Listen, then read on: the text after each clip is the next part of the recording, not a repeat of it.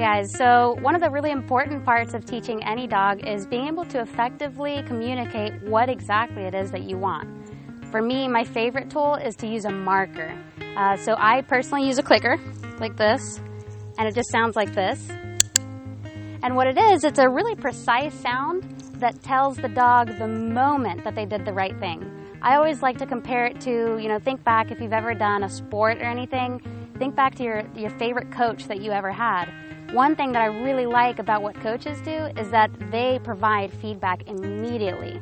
So let's just say you're doing running and you're working on a particular aspect of running, like maybe your coach wants you to make sure that you land on the forefoot. I'm making this up. And so let's say you're running and you run 400 meters and then you go back to your coach and you say, how did I do? And he says well, you didn't do it this time again. And you're thinking oh, I really thought I did it. What works a lot better and what coaches are usually pretty good at is that they'll say from the sidelines, yes, as soon as they see you do the right thing.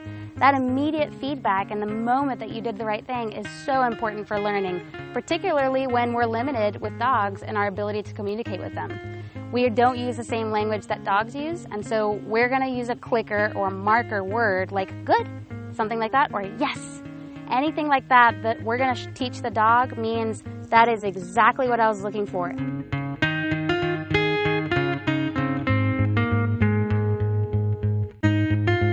Dogs like Penny who have some sort of emotional issue, they get in this mode where you can be saying Penny, Penny, Penny, and she can't hear you. So what we want to do is we don't want to use a word in this case, because if we know that she has this propensity to get into that mode, right, where she's got the earmuffs on, we don't want to use speech because she hears us say words all the time, right? And she's kind of learned that that's not something I need to pay attention to in everyday life.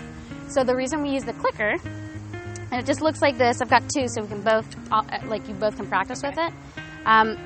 The click is a really distinct sound, and that's the reason that I don't want Penny being here while we're sort of introducing it, because we want this sound to mean one and one thing only for Penny.